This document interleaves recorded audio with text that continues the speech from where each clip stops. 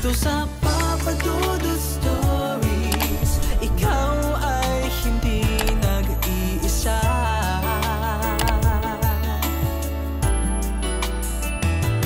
Dito sa Papa Dudut Stories, may nagmamahal sa'yo. Papa Dudut Stories. Papa Dudut Stories. Sa lahat po ng mga nakatutok ngayon, huwag pong kalimutan mag-like, mag-share at mag-subscribe. Maraming salamat po sa inyong lahat.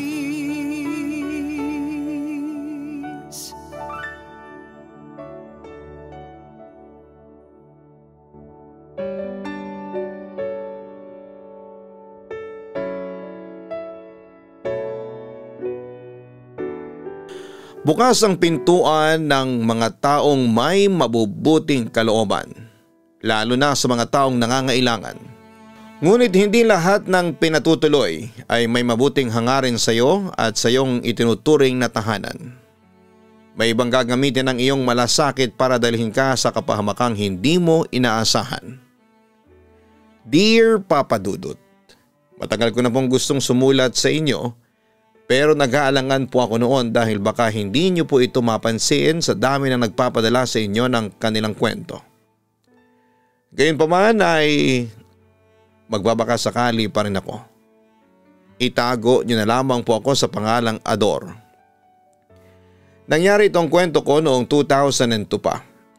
Hindi ko na lang po babanggitin kung saan mismo yung tinitirhan namin noon, pero taga rito lang po kami sa Western Visayas. Papa Dudut, bata pala mga ko ay kasama na ako ni Tio Roland na kilalang manggagamot doon sa amin. Marunong din siyang manghilot sa mga buntis at sa mga gustong magpalaglag ng sanggol. Ang ipinagtataka ko lang noon, kahit labag sa batas at malaking kasalanan sa Diyos ang pagpapalaglag ng bata, ay marami pa rin gumagawa nito na tulad ng tiyuhin ko. At hindi po ako proud na isa si Tio Roland sa mga naging kasangkapan ng ganong gawain. Pero ipinapaunawa niya sa akin noon na hindi lahat ng nagpapahilot sa kanya para magpalaglag ng bata ay bunga ng makasariling desisyon. May mga na-encounter din siya na mga biktima ng pananamantala.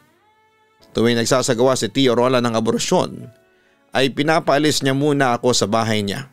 Hindi ko raw kasi dapat makita yon, kahit na nasa hustong gulang na ako, para maunawaan kung bakit niya yun ginagawa. Binatilyo na po kasi ako noong panahong yon. Wala raw siyang balak na ituro sa akin ang ginagawa niya dahil ayaw niyang gayahin ko siya. Hindi niya rin naman daw gusto ang ginagawa niya, pero dahil nakilala na siya sa ganong gawain at marami din talaga ang lumalapit sa kanya, ay wala na siyang magawa pa. Chong, may tao po sa labas. Sabi ko kay Tio Roland noong may dumating na naman siyang pasyente. Ano raw ang sadya?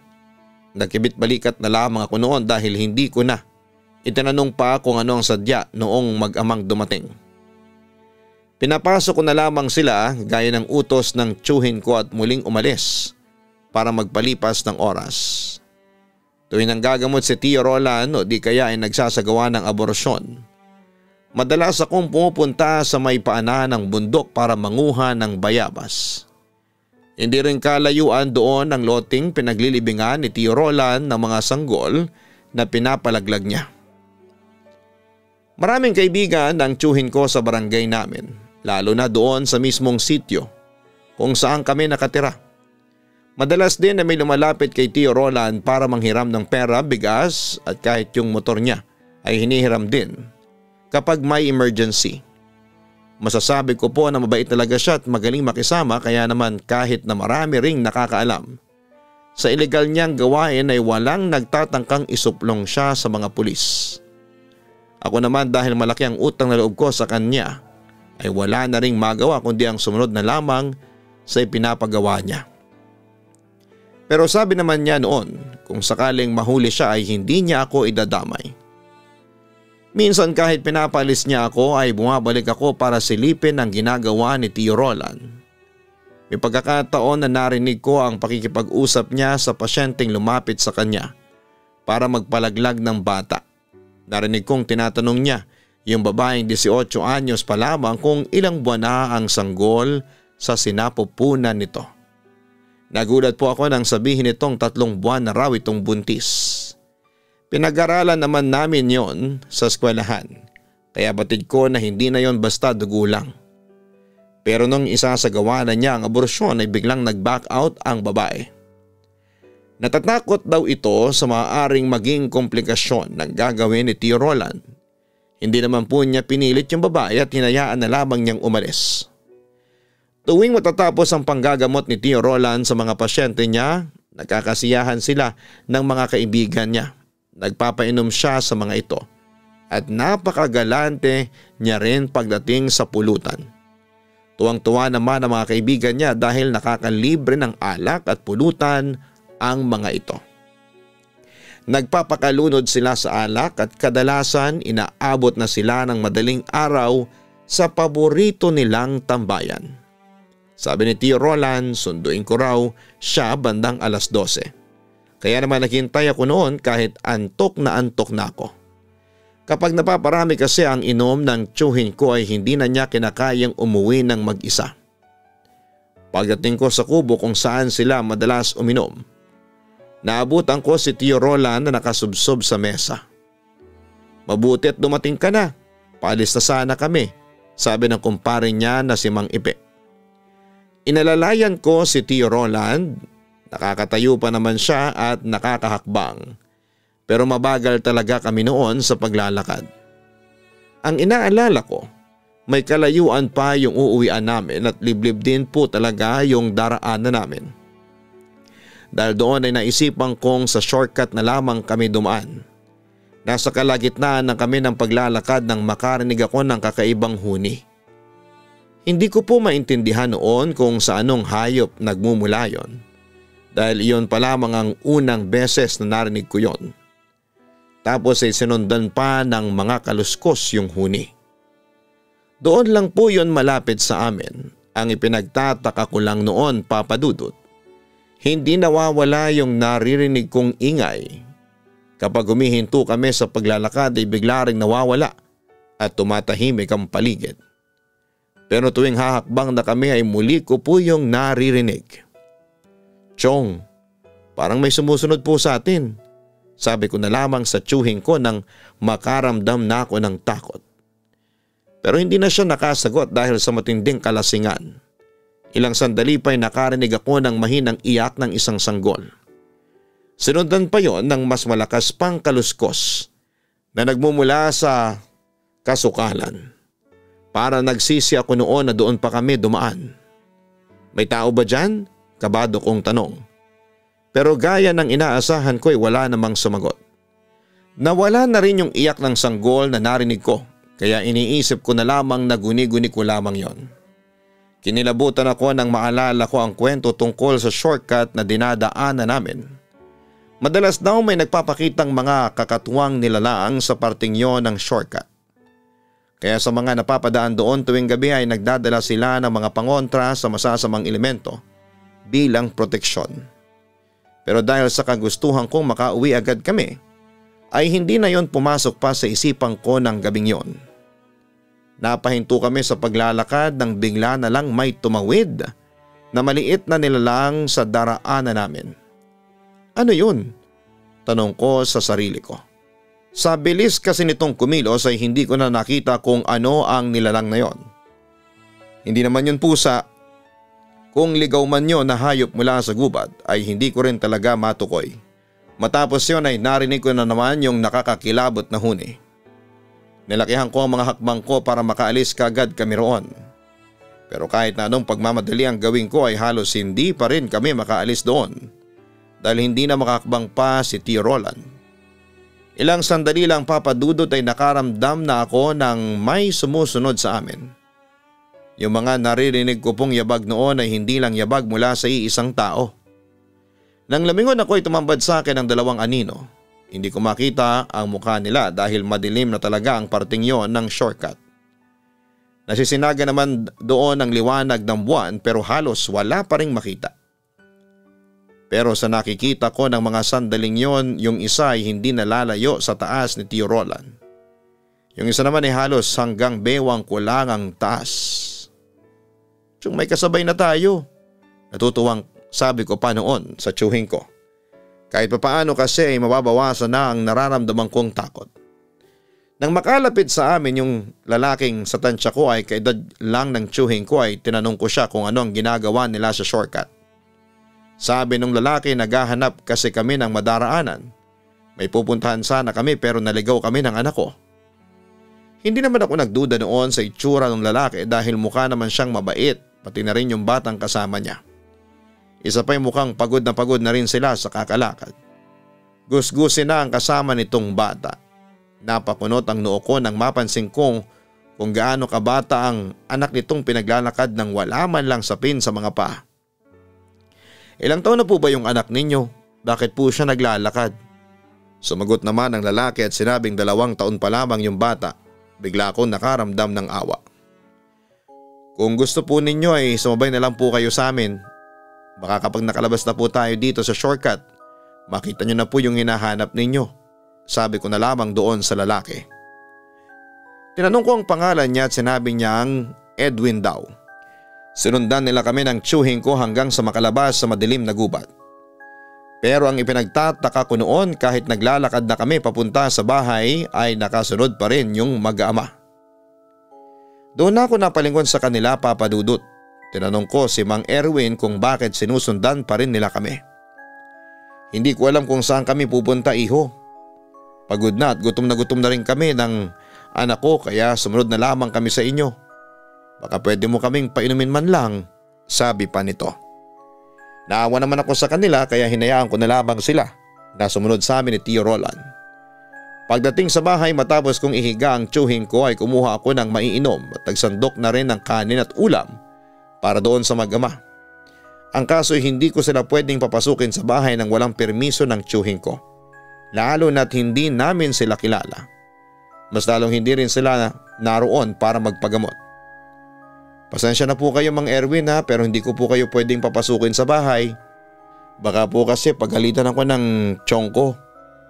Sabi ko nang iabot ko ang tubig at inumin sa kanila. Mabuti na lamang at may ginawang tambayan ng tiyuhin ko sa labas ng bahay. May pahabang upuan doon na gawa sa kawayan at may bubong din na pawid. Doon ko na lamang muna sila pinatuloy. Kung hindi sana kalabisan iho ay pwede bang dito na lang kami magpalipas ng gabi? Kahit dito lang sa labas. Napaisip pa ako ng mga sandaling yon. Naawa ko sa batang kasama ni Mang Edwin. Malamok at malamig kasi sa labas. Sigurado po kayo? Malamig po rito. Ngumiti sa akin si Mang Edwin at sinabing ayos lang silang mag-ama roon. Kumuha na lamang ako noon ng isang kumot at unang ipapagamit sa kanila. Hindi naman yon ikakagalit ng tiyuhin ko kung sakali kaya hindi na ako nag-atubili. Nagpapahinga na po ako noon Papa Dudut pero hindi pa rin ako mapakali. Iniisip ko yung mag-amang natutulog sa labas. Baka kasi hindi sila makatulog ng maayos doon sa tambayan namin.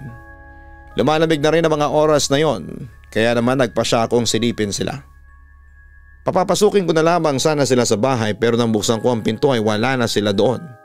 Tanging yung kumot at una na lamang ang naiwan. Saan kaya sila nagpunta? Sa isip-isip ko. Nakonsensya pa ako noon dahil hindi ko man lang sila pinapasok.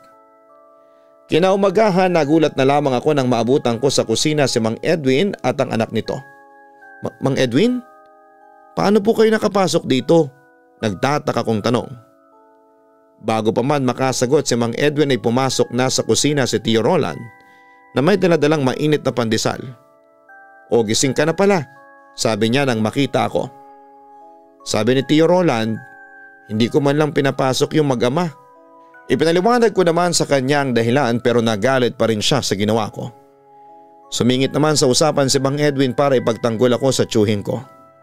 Pagkatapos ng mahabang sermon ay bumalik na si Chong sa isa pang kwarto sa bahay niya na nagsisilbing klinik niya. Doon niya pinapupunta ang mga nagpapagamot sa kanya. Habang kumakain si Mang Edwin ay hindi ko maiwasang pagbasdan siya. Kitang-kita ko ang matinding pagkasabik sa bawat subo niya na parang ilang araw na siyang hindi kumakain. Sa tingin ko ay hindi pa sasapat ang mga inihain ni Tio Roland para sa kanilang mag-ama. Kung hindi mo mamasamain, pwede po bang magtanong? Tanong ko sa kanya. Mabilis siyang tumango habang patuloy nang umunguya.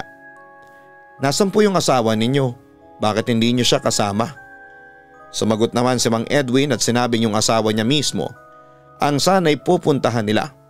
Kwento ni Mang Edwin, naglayas ang asawa niya at umuwi muna sa mga magulang nito, kaya napadpad sila doon. Naniwala naman ako dahil sa ekspresyon niya habang nagkwekwento sa akin. Hindi na niya sinabi kung bakit lumayas ang asawa niya at hindi ko na rin inusisa pa yon. Nakipagkwentuhan din si Mang Edwin kay Tio Roland at hindi ko alam pero napakagaan ang loob ni Chong sa mga bisita namin. Inalok pa niya mga ito na sa amin na lamang muna makituloy habang hindi pa nakakahanap ng maupahan. At sa gulat ko noon ay ipinagamit sa kanila ni Chong ang kwartong tinutulugan ko. Pero isang gabi lang silang natulog doon. Sinabi ni Mang Edwin sa tiyuhin ko na ayos lang na sa sala sila matulog. Kinagabihan bandang alas 11 ng gabi, naalimpungatan ako nang makarinig ako ng kaluskos mula sa sala. Narinig ko ang paglangit-ngit ng pangsara ng aming bintana. Maingay kasi yon kapag binubuksan at sinasara. Hindi naman ako nag-isip ng kung ano dahil baka naiinitan lamang si Mang Edwin kaya nagbukas sila ng bintana. Kinaumagahan, Papa Dudut, nang buksan ko ang bintana sa sala, may napansin akong kakaiba. Ako kasi ang naunang gumising sa umaga kaya ako ang nagbubukas ng mga bintana. Napakunot noo na lamang ako noon nang makita ko ang mahabang gasgas sa kahoy na parang tinamaan ng kung anong matalas na bagay. Tatanungin ko sana si Mang Edwin tungkol doon pero nagdalawang isip ako dahil baka isipin niyang pinagbibintangan ko pa siya na may gawa noon.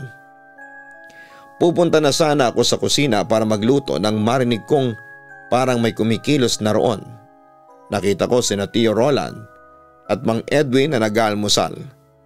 Kalong ni Mang Edwin ang anak niya pero imbis na biskwit ang kain ng bata, dinidilaan nito yung malaking hiwa ng manok na nakahain sa mesa. Nang makita ko ni Chong, pinaupunan niya ako para mag-almusal. Pero nagtataka pa rin ako kung sino ang nagluto. Hindi naman kasi nagluluto ng nilagang manok lang si Tio Roland. Wala kahit na anong rekado, kaya hindi masasabing tinola ang luto noon. Chong, sino po nagluto? Tanong ko nang hindi na ako makatiis. Proud namang sumagot si Tio Roland. Ay si Edwin, maaga raw kasi siyang nagising. Saan po galing yung manok? Napakamot sa batok si Mang Edwin. Humingi siya ng paumanhin dahil pinakialamanan niya raw yung isa sa mga inahing alaga namin. Naku, walang kaso yun, pang-ulam naman namin lahat ng alaga naming manok. Nahihiya nga ako kasi bisita kayo rito pero ikaw pa yung nagluto para sa amin. Habang nag-aalmusal ay nagkaroon ng pagkakataon si Tio Roland na mas kilalanin pa si Mang Edwin. Marami siyang naitanong dito na direkta naman itong sinasagot. Dahilan upang unti-unting mawala ang pagdududa niya sa lalaki. Sa itsura ng mag-ama ay mukhang nangangailangan nga talaga sila ng matitirhan. Dahil doon ay may nabuong desisyon si Tio Roland. Kung gusto mo ay dito na muna kayo tumuloy hanggat wala ka pang mahahanap na malilipatan ninyong mag-ama. Mag-isa ko lang namang nakatira dito pero minsan may mga dumarating akong pasyente.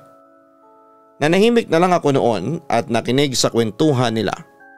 Wala rin namang halaga ang kahit na anong sasabihin ko dahil si Tio Roland ang may-ari ng bahay. Hindi ako ang magpapasya kung patitirahin doon si Mang Edwin. Ewan ko ba, Papa Dudut, pero masama talaga ang kutob ko sa mag-amang yon. Inusisa ni Mang Edwin si Tio Roland nang magkwento ang tiyuhin ko tungkol sa panggagamot niya. Nabanggit din noon ng tiyuhin ko ang tungkol sa mga nagpapalaglag ng bata sa kanya at kung saan niya ipinalilibing ang mga sanggol. Napansin ko noon na naging interesado si Mang Edwin sa pinag-uusapan nila. Kaya naman napilitan na si Chong na ipaliwanag dito ang ginagawa niya. Buong akala ko ay madidismaya si Mang Edwin sa mga nalaman nito tungkol sa hanap buhay ni Tio Roland.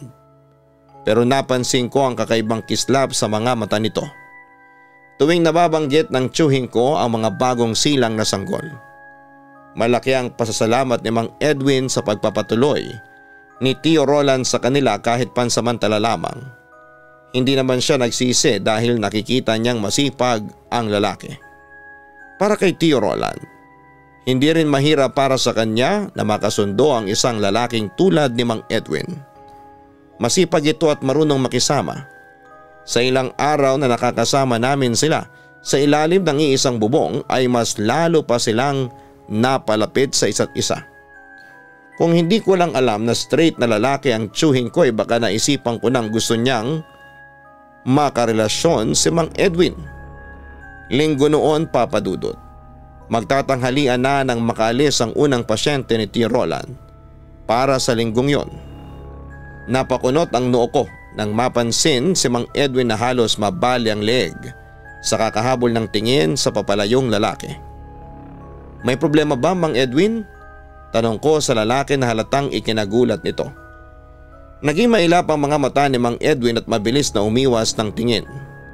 Nagdahilan na lamang ito na babalikan ang nakasalang na sinaing sa kusina. Naiwan ang mag-ama sa bahay habang nakikipag-inuman ng tiyuhin ko kina Mang Ipe at Mang Tolites. Kakaupo pa lamang niya roon ay inosisa na kaagad siya ng mga ito. Pare, sigurado ka ba dyan sa pinapatuloy mo sa bahay mo? Mahirap nang basta-basta na lamang magtiwala ngayon. Paano kung may masamang balak yon sa'yo? Sabi ni Mang Ipe. Kinontra naman yon ni Mang Tolites at sinabing mukha namang mabuting tao si Mang Edwin. Hanggang sa mauwi sila sa pagtatalo. Para hindi na yun humaba pa ay iniligaw na lamang ni Tio Roland ang usapan. Ngunit bago matapos ang gabing yon, nagpumilit si Mang Tolites na makilala yung bisita namin. Hindi naman nakatanggi si Chong kaya sinabihan niyang pumunta na lamang si Mang Tolites sa bahay niya kinabukasan. Bandang hapon na nang dumating si Mang Tolites. Matapos siyang ipakilala ni Tio Roland kay Mang Edwin ay mabilis lang silang nagkasundo. Napahaba na ang kwentuhan nila sa labas. Doon ko naisip ang anak ni Mang Edwin na basta na lamang nitong iniwan sa kwartong tinutulugan ko nang magpa siyang makipagkwentuhan kay Mang Tolites. Nag-alala ako noon dahil baka biglang magising yung bata at mahulog mula sa kama kaya agad ko namang pinuntahan. Pagpasok ko sa kwarto, laking gulat ko nang makitang bakante na yung kama. Wala na roon yung bata, Papa Dudut. Natataranta kong hinanap doon yung bata at laking gulat ko nang makita ko ito sa ilalim ng kama. Nakadapa habang kagat-kagat ang isang malaking daga. May nakita rin akong mga patak ng dugo roon. Kaya nasiguro kong patay na ang dagang hawak nito. Bata, anong ginagawa mo dyan? Saka hindi pagkain yan. Sabi ko na lamang sa anak ni Mang Edwin. Tinulungan ko siyang makalabas mula sa ilalim ng kama. Halos bumaligtad na ang sikmura ko nang makitang may balahibo pa ng daga sa loob ng bibig ng bata. Dahil nahihiya ko noong abalahin sa pakikipag-usap si Mang Edwin, ay nilinisan ko na lamang ang anak niya. Ako na rin na naglinis ng kwarto dahil magagalit si Tio Roland kapag nakitang marumi doon. Mula nang mangyari yun ay napaisip na ako kung ano ba talagang meron doon sa mag-ama. May napapansin na kasi akong kakaiba. Hindi lang doon sa bata kundi pati na rin kay Mang Edwin. Sa ilang araw na nakatira sa amin, ni minsan ay hindi ko siya nakitang kumain ng gulay o kahit na anong hindi karne.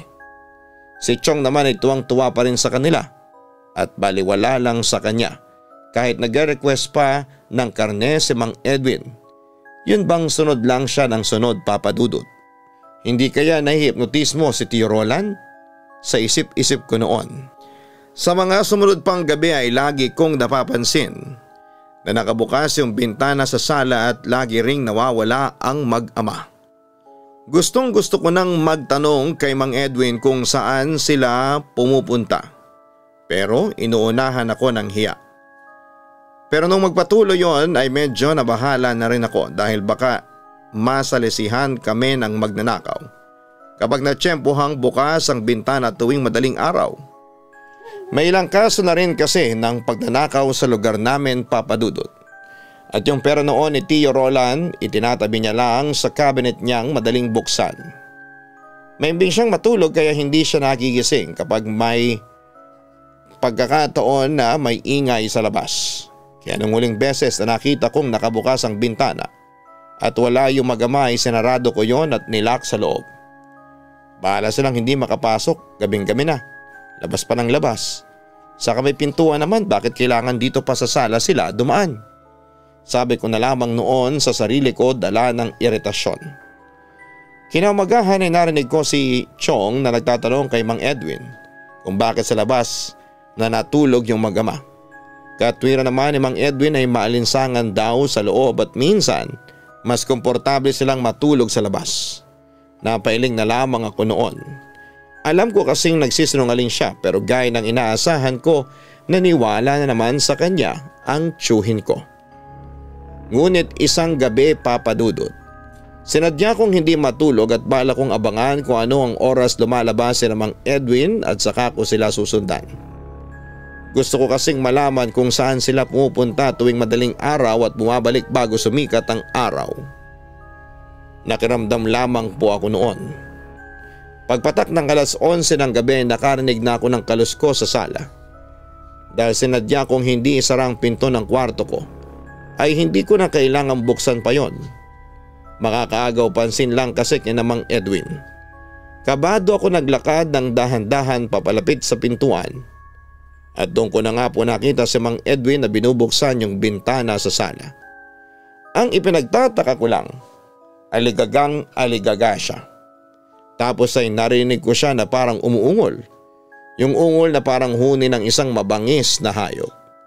Nalaki ang mga mata ko nang makita ko yung anak ni Mang Edwin na maliksing tumalon sa bintana. Kasunod noon, yung tunog na parang huni ng palaka. Ngunit ang mas kinagulat ko ay noong bigla na lamang nawala si Mang Edwin doon sa may bintana. Dali-dali akong lumapit doon para makita kung saan sila pupunta, pero muntik na akong mapasigaw nang makita ko yung napakalaking ibon sa harapan ng bahay ni Tio Roland na bigla na lamang lumipad papalayo. At kung hindi ako nagkakamali, may maliit na nilalang na nakasakay sa likuran nito. Napantanda na lamang ako noon dahil sa takot. Sina Mang Edwin ba yun? Pero bakit naging gano'n ang itsura nila? Tanong ko noon sa sarili ko. Aswang, yun ang unang pumasok sa isip ko. Posibleng ang mag-amang pinatutuloy ng tiyuhin ko sa bahay niya ay parehong aswang. Doon ko napagtagpi-tagpi ang mga napapansin ko sa kanilang mag-ama. Yung hilig nila sa karne, yung pagluluto ni Mang Edwin ng walang halong rekado. At yung nakita kong ginagawa ng anak niya sa ilalim ng kama. Dahil doon ay nag-isip ako ng paraan kung paano ko makukumpirma na aswang nga si Mang Edwin. Nagtanong-tanong ako sa mga kakilala ni Tio Roland. May alam din naman ang tiyuhin ko pero hindi ko magawang magtanong sa kanya dahil nasa ilalim pa siya ng hipnotismo ni Mang Edwin. Nakausap ko si Mang Osme. Sabi niya titigan ko raw yung pinaghihinalaan kong aswang. Kapag baliktad daw ang refleksyon ko sa mata nito ay doon ko makukumpirma na aswang nga ito. Pero dahil may pagkamailap si Mang Edwin, sinabi ko kay Mang Osme na mahirap yung gawin. Dahil doon ay may ibinigay siya sa aking langis na nakalagay sa maliit na bote. Yung bote na kasing laki lang ng pinaglalagyan ng mga gamot na ini-inject, tapos may tali pa yon. Tinanong ko si Mang Osme kung para saan yon. At ang sagot niya ay lana ang tawag doon. Kapag kumulo raw yung langis, ibig sabihin ay may aswang sa paligid. Itinabi ko na lamang ang lanang ibinigay ni Mang Osme. Pauwi na po ako noon sa bahay at medyo kinakabahan pa ako noon dahil gusto ko talagang subukan kung gagana yon kina Mang Edwin. Pero habang naglalakad ako ay narinig kong nag-uusap si Mang Tolites at yung pinsan nitong barangay tanod. Hindi ko naman sinasadyang marinig yung usapan nila pero nabanggit nila yung tungkol sa kabarangay namin na namatay yung sanggol na 1 buwan pa lamang. Nangingitim na raw ito at wala ng buhay ng magising yung nanay. Napansin din namang ito na may malaking butas yung bubong nila na gawa lamang sa pawid. Hinala na mga taga roon sa amin na inaswang yung sanggol. Ang ipinagtataka lang nila sa tinagal-tagal nang walang nabibiktima ng aswang sa barangay namin, saka pa muling nagkaroon nang dumating si Mang Edwin. Napapansin daw nila na may kakaiba talaga sa mag-amang nakikituloy sa amin. Kaya kung wala pa akong gagawin noon ay baka tuluyan na kaming mapahamak. Lalo na ang tiyuhin ko. Imbis na tumuloy sa pag-uwi ay bumalik ako kay Mang Osme para itanong kung anong maaring gawin sa taong nabiktima ng hipnotismo. May binigay naman siyang pinatuyong dahon ng halamang gamot at langis na may nakababad na ugat nito. Ipaamoy ko raw yon kay Tio Roland at pausukan ng bahay gamit ang tuyong dahon. Umuwi na ako matapos noon. Gabi na nang makarating ako. Wala akong pinagsabihan tungkol sa pag-uusap namin ni Mang Osme. Pagdating ko sa bahay, nagulat ako nang makita sina Tio Roland at Mang Edwin na nagiinuman sa labas. Pero nagulat ako nang makita ko kung ano ang pinupulutan nila. Hilaw na karneng manok. Kinilabutan ako nang makitang dugo sa hiwa ng karneng isinusubo ni Tio Roland at parang wala lang sa kanya yun. Nagtatawanan silang dalawa kaya hindi nila napansin ang pagdating ko. Pagpasok ko sa bahay, kaagad kong tinignan ang langis na ibinigay ni Mang Osme, Papa Dudut. Nanlamig ang buong katawan ko nang makitang kumukulo yung langis at malakas ang pagkulo nito. May aswang sa paligid, sabi ko na lang sa sarili ko. Bukod sa mga ibinigay ni Mang Osme, ibinili niya rin sa akin na magsunog ng goma o kaya ay sanga at dahon ng kalamansi. Mabisa raw na pangontra sa aswang ang usok nito. Pero dahil wala kaming puno ng kalamansi sa bahay, naganap na lang ako ng sirang gulong sa tambakan namin ng basura. Sakto naman na naroon pa yung lumang gulong ng motor ni Tio Roland. Kaagad akong kumuha ng posporo at kaagad na sinunog ang gulong. Matapos yon ay pumunta ako sa sala para tignan kung ano ang magiging reaksyon ni Mang Edwin kapag umabot na sa pang-amoy nito ang usok. Laking gulat ko po noon, Papa Dudut, nang bigla na lamang umatungal yung anak ni Mang Edwin. Napakalakas ng iyak nito. Nakakakilabot. At habang tumatagal yung pag-iyak ng bata ay unti-unting nagiging pamilyar sa akin ang iyak na yon. Kung hindi ako nagkakamali, yon ang naririnig ko noong dumadaang kami ni Tio Roland sa parehong gabi na nakita namin si Mang Edwin. Kinilabutan po ako noong napagtanto ko kung anong klaseng nilalang ang anak nito. Hindi ito ordinaryong bata lamang kundi isa itong tiyanak. Ilang sandali pa ay naging kapansin-pansin ang pagkabilisa ni Mang Edwin. Hindi na siya mapakali sa kinakatayuan niya. Narinig kong tinanong siya ni Chong kung ayos lang siya. Ang sabi niya ay kailangan niya raw umalis. Doon ko na siya sinundan at naiwan ng tiyuhin kong sumubsob na lamang sa mesa dala ng kalasingan. Hinabol ko si Mang Edwin pero hindi ko na sila naabutan. Pero habang naglalakad ako noon, narinig ko na lamang na may nagkakagulo. May nakakita raw sa malaking ibon at may kasama pang maliit na nilalang. Parang sanggol daw ang itsura. Mukhang yun na nga si Mang Edwin. Nakita ko po noon mismo sa bubong ng kakilala ni Mang Ipe, yung malaking ibon na sinasabi nila. Sa unang tingin ay parang napakalaking paniki po noon. Pero sa katagalan, mas nakakakilabot pa ang itsura. Parang nabanat na balat ang itsura ng pakpak nito. Hindi ko makita ang mukha dahil masyado nang madilim noon.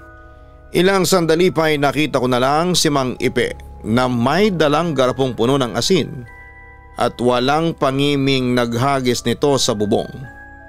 Narinig namin ang malakas na atungal ng malaking ibon na animoy nasasaktan hanggang sa tuluyan na itong lumipad Ngunit sa pagkakataong yon ay mabagal na ang paglipad nito at hindi kaagad nakaalis sa lugar namin. Ilang beses na nagmura si Mang Ipe at sinabihang itong wag nang magbabalik sa lugar namin. Wala namang nasaktan sa kanila pero kinabukasan, Papa Dudut, nakita na lang ni Mang Ipe yung alaga nilang kalabaw na halos mahati na ang katawan at kalat-kalat na rin ang lamang loob nito sa malawak na damuhan. At nangyari lang yon mula nang dumating sa lugar namin si Mang Edwin. Ang ipinagtataka ko noon, kahit nakalayo na si Mang Edwin ay hindi pa rin nawawala ang epekto ng hipnotismo nito sa tiyuhin ko. Kaya naman ginamit ko na sa kanya yung ibinigay sa akin ni Mang Osme. Nawalan siya ng malay matapos malanghap yung usok. Nang sunugin ko kasi yung tuyong dahon at pinatakan ko rin ng langis para mas epektibo, doon lang bumalik sa wisyo si Tio Roland nang muli siyang nagkamalay. Takang-taka siya kung anong nangyari at hindi siya makapaniwala nang sabihin ko sa kanya na aswang si Mang Edwin at ang anak nito. Hindi niya ako pinaniwalaan noong una at sinabihang nag-iimbento lamang. Pero nang makausap niya si Mang Ipe at Mang Tolites, saka lang siya naniwala na naging biktima siya ng hipnotismo ni Mang Edwin. Hindi na po namin sila nakita sa barangay namin matapos ang perwisyong ginawa nila. At sa tagal na rin po ng panahong lumipas ay nakalimutan na rin ng mga taga roon sa amin ang mga nangyari. Sa ngayon, Papa Dudut, ay may sarili na akong pamilya. Pumanaw na rin po ang tiyuhin ko noong kasagsagan ng pandemya. Pero bago pa man siya mawala ay itinigil na niya ang hindi magandang gawain niya noon. Naisip niya kasi na baka karma niya yung naranasan niya kay Mang Edwin. Dahil sa nangyari, naging maingat na po ako sa pagtanggap ng mga bisita at yung mga nakikituloy na hindi naman namin kakilala. Hanggang dito na lamang po ang aking kwento, Papa Dudut. Sakali man pong mapili niyo ito ay ipagpapasalamat ko po ng sobra. Lubos na gumagalang, Ador. Lahat ng hindi magagandang bagay na nagawa natin ay may balik po sa atin. Kadalasan ay dumarating ito sa pagkakataong hindi natin inaakala. Kaya kapag alam nating masama, kahit gaano kalakas ang tukso, mas makabubuting iwasan na lamang natin ito. Maraming salamat sa pagbabahagi mo ng iyong kwento, Ador.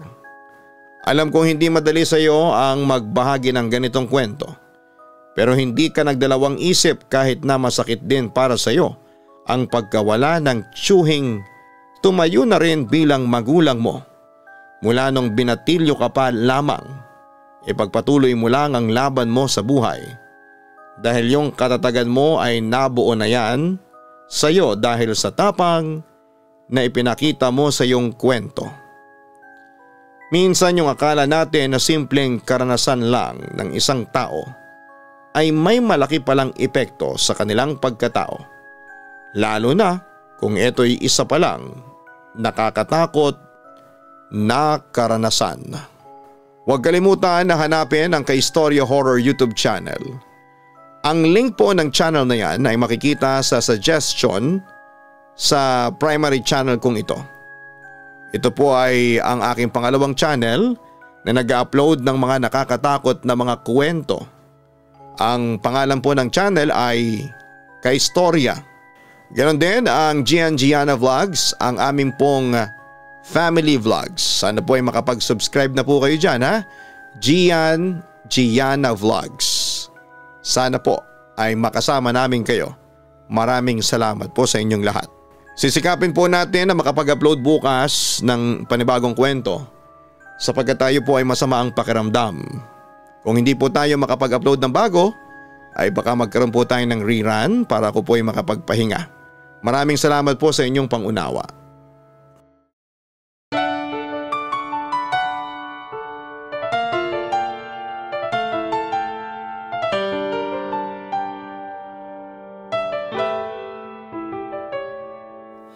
Ang buhay ay mahiwaga, laging may lungkot at saya. Sa Papa Dudut Stories, laging may karamay ka.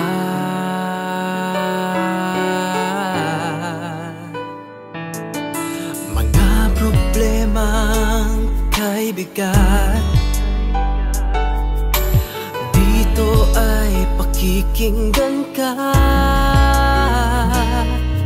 sa Papa Dudut Stories. Kami ay iyong kasama dito sa Papa Dudut Stories. Ikaw ay hindi nag-iisa.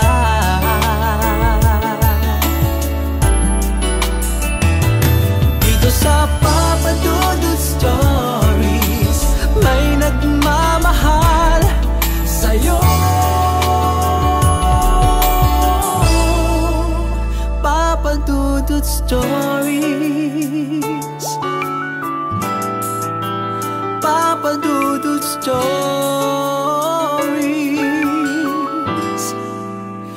Papa Dudut Stories.